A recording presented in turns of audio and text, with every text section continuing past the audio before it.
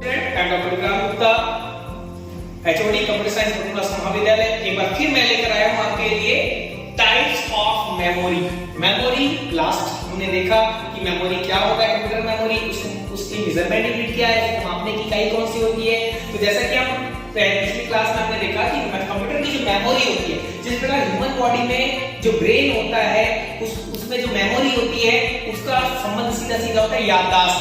यानी जो भी हम देख रहे हैं, सुन रहे हैं या जो भी हम ऑब्जर्व कर रहे हैं वो हम क्या करते हैं हमारे मेमोरी में स्टोर करके रख लेते हैं। ऑटोमेटिकली वो हमारे मेमोरी में स्टोर हो जाता है और जब भी हमको आवश्यकता होती है तो हम उसको रिकॉल कर पाते हैं। इसी प्रकार आज कंप्यूटर सिस्टम का जो महत्व है वो स्टोरेज और मेमोरी के कारण ज्यादा है, क्योंकि मिलियन ट्रिलियन डेटा को भी हम क्या है कंप्यूटर सिस्टम में आसानी से स्टोर कर पा रहे हैं, ऐसा नहीं कर पा रहे हैं। तो जब हम बात करते हैं कंप्यूटर मेमोरी की, तो मेमोरी मतलब होता है याददाश्त, यानी कोई भी डेटा या सूचना को संग्रहित करके रखने की जो प्रक्रिया है या जो पार्ट है सिस्टम का वो हमारा है मेमोरी। तो जब हम मेमोरी की बात करते हैं तो उसका जब हम हिस्ट्री देखते हैं तो इतिहास में जब जाते हैं तो सबसे पहला जब 1940 के समय जब हम 1946 की बात करते हैं उस समय पहला जो कंप्यूटर बना था electronic numerical integrated and computer या कैलकुलेटर भी हम कहते हैं ENIAC, जिसको जे प्रस्पर एक्टर और जॉन मैक्सली के द्वारा बनाया गया। उसमें वैक्यूम ट्यूब्स लगे होते थे, बड़े-बड़े ग्लास के ट्यूब्स होते थे और स्टोरेज के लिए वहां पर हम मैग्नेटिक ड्रम का इस्तेमाल करते थे। उसी प्रकार उस समय जब पहली बात करते हैं 1940 में फर्स्ट इलेक्ट्रोमैग्नेटिक मेमोरी का इस्तेमाल भी किया गया था। और आज हम मेमोरी का एक विविध स्वरूप देख रहे हैं जो माइक्रो मेमोरी कार्ड है या मल्टीमीडिया मेमोरी कार्ड है, चीप के रूप में भी हम उसको देख सकते हैं जो हमारे कैमरे में या हमारे सेलफोन पे इस्तेमाल किया जा रहा है। तो आज उसका लेटेस्ट वर्जन हम आज इस्तेमाल कर रहे हैं। लेकिन जब हम बात करते हैं मेमोरी के प्रकार की, क्योंकि अब मेमोरी कितने प्रकार का होता है यदि क्वेश्चन आता है तो वहां पर हम बता सकते हैं कि मेमोरी मुख्य रूप से दो प्रकार का होता है। पहला होता है प्राइमरी मेमोरी और दूसरा होता है सेकेंडरी मेमोरी। प्राइमरी मेमोरी को ही मेन मेमोरी भी कहा जाता है, यानी प्राथमिक। प्राइमरी यानी क्या हुआ, प्राथमिक मेमोरी, और मेन मेमोरी मतलब क्या होता है, मुख्य मेमोरी। इसके बिना हम कंप्यूटर सिस्टम में कोई भी डेटा या सूचना को संग्रहित नहीं कर पाते हैं। यानी जब भी हम बात करते हैं कोई भी प्रविष्टि की या एंटर करने की डेटा या सूचना को, वो हमारे प्राइमरी मेमोरी में ही जाता है। सबसे पहले प्राइमरी मेमोरी में जाने के बाद ही वो हम उसको सेकेंडरी स्टोरेज में हमेशा के लिए या इन फ्यूचर जब भी हम उसे इस्तेमाल कर सके उसके लिए हम संग्रहित करके रख सकते हैं। तो ये प्राथमिक मेमोरी या मुख्य मेमोरी ही हमारा मेमोरी का मुख्य भाग होता है। उसके बाद जो दूसरा हम देख रहे हैं सेकेंडरी मेमोरी यानी द्वितीयक मेमोरी, ये एक्सटर्नल मेमोरी भी कहलाता है। इसको हम यहाँ पर जब हम द्वितीयक मेमोरी की बात कर रहे हैं तो हम उसमें स्टोरेज डिवाइस के रूप में भी यानी सेकेंडरी स्टोरेज डिवाइस, द्वितीयक संग्रहण मेमोरी के रूप में भी हम उसको कहते हैं। जो हमारा बाह्य मेमोरी होता है, यानी हम उसमें जैसे हार्ड डिस्क वगैरह है आपका, यहाँ पर हार्ड डिस्क के अलावा सीडी जो है आपका डीवीडी है, ये सारे जो होते हैं वो सेकेंडरी स्टोरेज डिवाइस है, द्वितीयक। लेकिन अगर सिस्टम में हम सेकेंडरी स्टोरेज डिवाइस नहीं रख रहे हैं तो छोटा डिस्क वगैरह है, तो लेकिन हमको प्रोसेस के लिए मेमोरी की आवश्यकता है, जिस मेमोरी की आवश्यकता वो है प्राइमरी मेमोरी यानी मेन मेमोरी, जिसको हम प्राथमिक मेमोरी कहते हैं। ये इंटरनल मेमोरी होता है, यानी आपके सीपीयू के अंदर में पहले से ही इनबिल्ट करके दिया जाता है, आपको सेंट्रल प्रोसेसिंग यूनिट कैबिनेट के अंदर में इसको इनबिल्ट दिया जाता है। तो जब हम प्राथमिक मेमोरी की बात कर रहे हैं तो यहाँ पर मुख्य रूप से दो प्रकार की मेमोरी आती है। पहला होता है रैम और दूसरा होता है रोम। रैम नाम से ही पता चल रहा है, इसका पूरा नाम होता है it stands for random access memory. Random access memory का जो काम होता है वो रीड के साथ साथ राइटिंग का भी होता है। यहां पर हम रीड और राइट दोनों का कार्य कर सकते हैं, रैंडम एक्सेस मेमोरी। तो ये कैसा मेमोरी है, ये वोलेटाइल मेमोरी यानी अस्थायी मेमोरी है। अस्थायी क्यों होता है, जब हम कंप्यूटर ऑन करते हैं और उसमें हम कोई भी चीज टाइप करते हैं और उसको हम स्टोर करते हैं, वो हमारी मेमोरी जिस मेमोरी में रहता है वो रैम में ही रहता है। जैसे ही वो स्विच ऑफ हो जाता है क्या होता है, रैम से वो डेटा या फाइल जो है डिलीट हो जाती है। ठीक है, वो परमानेंटली स्टोर हो सके इसलिए हम उसको कहां रखते हैं, रीड ओनली मेमोरी का पार्ट बनाते हैं। रोम ही डिस्क कहलाता है हमारा। ठीक है, तो रीड ओनली मेमोरी जो होता है ये नॉन वोलेटाइल होता है। इसका फुल फॉर्म क्या होता है रोम का, रीड ओनली मेमोरी। नाम से ही पता चल कर सकते हैं, यानी एक बार लिख देने के बाद हम उसको क्या कर सकते हैं, केवल रीड कर सकते हैं। क्लियर है? इसके बाद क्या होगा, ये होता है नॉन वोलाटाइल। नॉन वोलाटाइल मतलब स्थायी। ये क्या होता है, स्थायी मेमोरी है, यानी अगर आप कंप्यूटर का स्विच ऑफ भी कर देते हैं तो इसमें मौजूद जो डेटा होता है रोम में वो संग्रहित रहता है, उसको बाद में आप फिर से जो है रिकॉल कर सकते हैं, ट्राई कर सकते हैं। समझे हैं? तो यहाँ पर क्या हो रहा है, जब हम रैंडम एक्सेस मेमोरी की बात कर रहे हैं तो क्या होता है, रैंडम एक्सेस मेमोरी एक तो स्थायी में अस्थायी मेमोरी होता है, यानी वोलाटाइल। अस्थायी कंप्यूटर का स्विच ऑफ करते ही रैम में मौजूद डेटा हट जाता है। रैम जो होता है मुख्य रूप से दो प्रकार का होता है, स्टैटिक और डायनामिक। ठीक है? स्टैटिक रैम यानी नाम से पता चला स्टैटिक यानी स्थिर। ठीक है? ये स्टैटिक होने के कारण स्पेशल पीसीज में ही इस्तेमाल किया जाता है। विशेष प्रकार के कंप्यूटर सिस्टम में हम स्टैटिक का ही इस्तेमाल करते हैं। क्यों?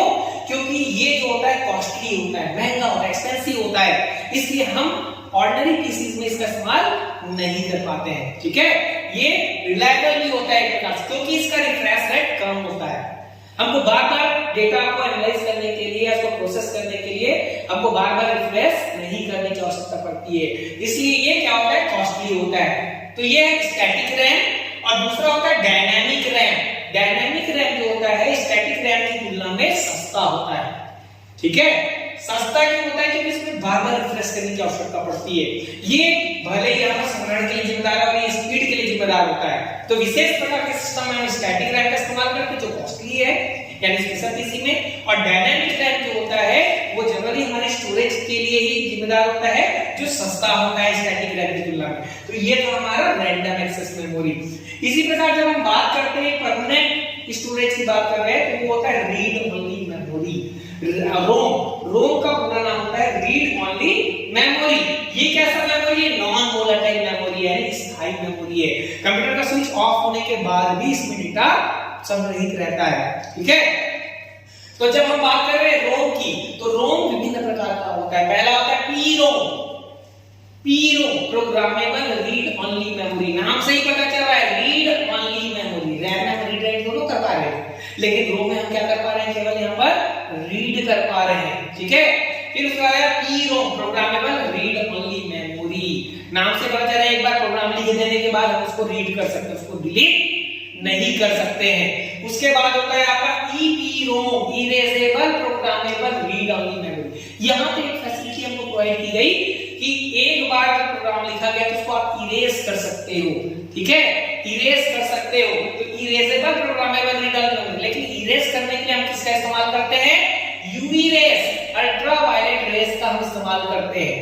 यहाँ पर डिस्क को जब हम अल्ट्रावायलेट रेस से क्या करते हैं, इरेज करते हैं, तो बाद में इरेज करने से क्या होता है, वो घिस जाता है, यानी रिलायबल नहीं रहता है, वहां पर वो खराब नहीं हो जाता है। ठीक है?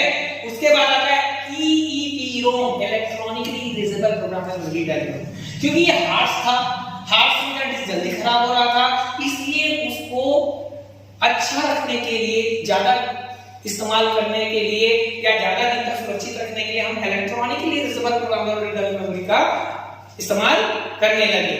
इलेक्ट्रॉनिकली जो होता है वो हार्श नहीं होता है, वो इलेक्ट्रॉन बीम जनरेट करता है इरेज करने के लिए, डिस्क को इरेज करने के लिए इसका इस्तेमाल करता है वो इलेक्ट्रॉन बीम का, और वो उसको लाइटली वो क्या करता है, हल्के उसमें डिलीट करता है ताकि आप फिर से उसमें राइट कर सके।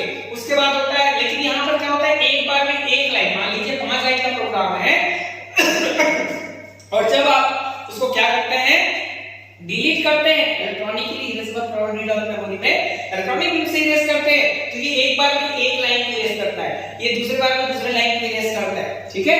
उसके बाद आता है आपका EEPROM electronically alterable programmable read only memory. क्यों? क्योंकि EEPROM में हम अगर लाइन वाइज मिटाते जाते हैं तो बहुत ज्यादा समय लगता है, तो उससे बचने के लिए हम क्या इस्तेमाल करने लगे, EEPROM का इस्तेमाल करने लगे, इलेक्ट्रॉनिकली अल्टरेबल। ये एक साथ पूरे प्रोग्राम को सेलेक्ट कर रहा है और फिर वो क्या कर दे रहा है, इरेज कर पा रहा है। ठीक है? तो ये हमारा प्राइमरी मेमोरी था, जो इंटरनल मेमोरी भी होता है, ग्राफिक मेमोरी भी होता है, इसके बिना हम उसमें काम नहीं कर सकते हैं, इसलिए हमारा रैम होना और रोम होना बहुत ही आवश्यक होता है। रैम एक बार फिर से मैं बता देता हूँ, रैंडम एक्सेस मेमोरी। हर कॉम्पिटिटिव एग्जाम में इसके बारे में पूछता है कि फुल फॉर्म क्या होता है। रोम का फुल फॉर्म क्या होता है, रीड ओनली मेमोरी। रैम में हम रीड राइट दोनों कर पा रहे हैं, रोम में हम केवल रीड कर पाते हैं। रैम जो होता है वोलेटाइल होता है, यानी अस्थायी होता है, यानी कंप्यूटर का स्विच ऑफ होते ही उसमें डाटा इरेज हो जाता है। लेकिन रोम में डेटा जो है, क्योंकि वो नॉन वोलेटाइल यानी स्थायी है और उसमें वो संग्रहित रहता है स्विच ऑफ होने के बाद भी। रैम दो प्रकार का है, स्टैटिक और डायनामिक। मुख्य रूप से वैसे तो और भी हम जानते हैं, लेकिन अभी हम मुख्य रूप से देख रहे हैं स्टैटिक और डायनामिक। स्टैटिक महंगा होता है, विशेष प्रकार के कंप्यूटर सिस्टम में इस्तेमाल किया जाता है, फास्ट होता है, डिफरेंस कम होता है। और डायनामिक जो होता है वो स्टैटिक रैम की तुलना में सस्ता होता है, डिफरेंस ज्यादा होता है, और क्या होता है, सभी प्रकार के कंप्यूटर सिस्टम में हम डायनामिक रैम का इस्तेमाल करते हैं। इसके बाद होता है रोम, तो पीरोम, प्रोग्रामेबल रीड ओनली मेमोरी, यानी एक बार प्रोग्राम लिखने के बाद हम उसको मिटा नहीं सकते। दूसरा होता है ईपीरोम, इरेजेबल प्रोग्रामेबल, यहाँ यूवी की रैम यानी यूवी रे, अल्ट्रावायलेट रेस की सहायता से हम क्या करते हैं, डिलीट कर पाते हैं। ईईपीरोम इलेक्ट्रॉनिकली इरेजेबल प्रोग्राम है, थोड़ा सा हार्श होता है ईवी जो अल्ट्रावायलेट रेस है, तो उससे बचने के लिए हम क्या करते हैं, इलेक्ट्रॉनिक बीम का इस्तेमाल करते हैं, तो ये लंबे समय तक डिस्क हमारा बना रहता है। उसके बाद आता है ईएपीरोम, क्योंकि इसमें लाइन वाइज डिलीट करते हैं ईपीरोम में, तो वो लाइन वाइज में बहुत ज्यादा समय लग जाता है, तो इसलिए हम लोग ईएपीरोम इलेक्ट्रॉनिक अल्टरेबल यानी एक बार में अल्टर करते हैं और सीधा उसको डिलीट कर सकते हैं, उससे मेमोरी की स्पीड जो भी फास्ट होगी। तो ये था हमारा प्राइमरी मेमोरी या मेन मेमोरी। नेक्स्ट क्लास में मैं आपको बताऊंगा सेकेंडरी मेमोरी या सेकेंडरी स्टोरेज डिवाइस क्या होता है, उसकी उपयोगिता हमारे निजी जीवन में क्या है, कंप्यूटर सिस्टम का महत्व क्या है। ठीक है, आई होप आपको समझ में आ गया होगा। थैंक्स।